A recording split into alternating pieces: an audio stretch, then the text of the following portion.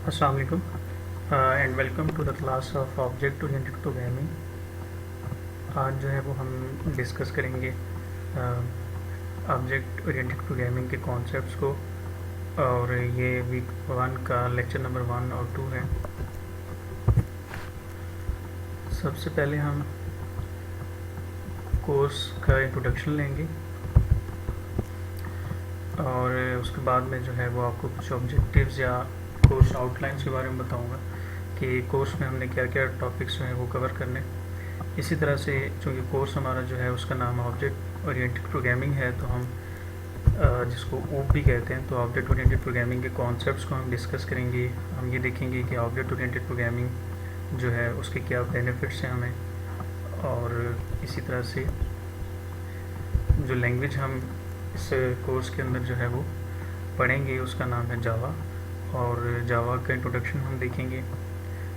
इसी तरह से हिस्ट्री ऑफ जावा को हम डिस्कस करेंगे आज, और कुछ जावा की एप्लीकेशंस हैं उनको हम डिस्कस करेंगे, और इसी तरह से जावा प्रोग्रामिंग की इम्पोर्टेंस को भी जो है वो हम स्टडी करेंगे। तो सबसे पहले हम कोर्स के इंट्रोडक्शन की अगर बात करें तो कुछ इम्पोर्टेंट चीज़ें हैं जो मैं आपको यहाँ पे गाइड करूँगा।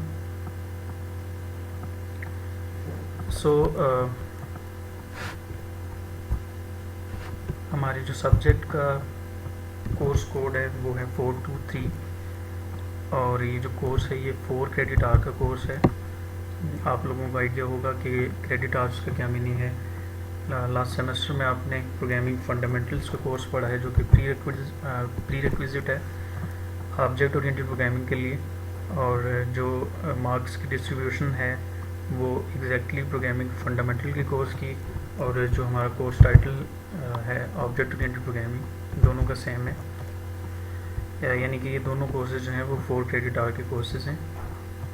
मार्क्स की डिस्ट्रीब्यूशन की अगर हम बात करें तो पहले जो है वो क्विज़ेस देख लें, तो क्विज़ेस के मार्क्स जो है वो कम भी हो सकते हैं, इसमें प्लस माइनस हो सकता है। तो यहाँ पे 12 पॉइंट्स होंगे इसके, जो आपके through out the semester quizzes होंगे।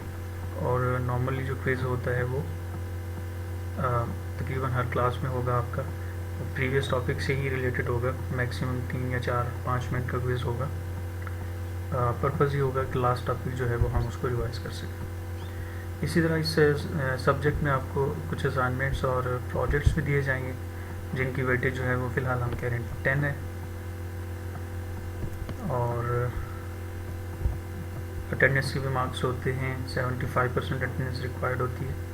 लैब टास्क वगैरह और अटेंडेंस को इंक्लूड करके हम यहाँ पे 10 कह रहे हैं, और इसी तरह मिड टर्म हम 18 और फाइनल जो है वो 30 होगा। सो ये हमारा जो सब्जेक्ट है 4 क्रेडिट आवर का कोर्स है, जिसमें हम जो है वो टोटल हमारे पॉइंट्स जो है वो 80 होंगे, और उन 80 पॉइंट्स में से जो मिड और फाइनल है वो 18 + 30 है।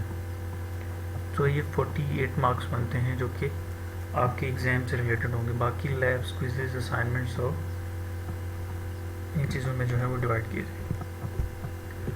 ग्रेडिंग क्राइटेरिया की अगर हम बात करें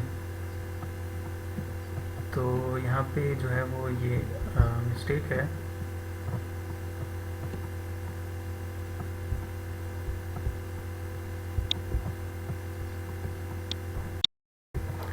जी, तो ग्रेडिंग क्राइटेरिया डिस्कस कर रहे थे हम।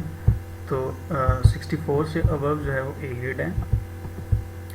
इसी तरह से 64 और 52 की रेंज में जो है वो B ग्रेड होगा, और 52 से 40 की रेंज में C ग्रेड है, और इसी तरह से 40 और 32 के दरम्यान में जो है वो D ग्रेड है, और बिलो 32 जो है वो M ग्रेड है। सो ये जो पॉलिसी है ये टोटल 80 पॉइंट्स के लिए है।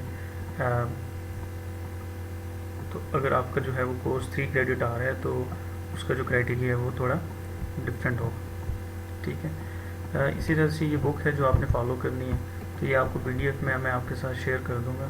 इसके अलावा जो है वो आप इसको जो है वो मार्केट से परचेज़ भी कर सकते हैं। देन जो है वो कुछ जो है वो मैंने यहाँ पे URLs पेस्ट किए हैं।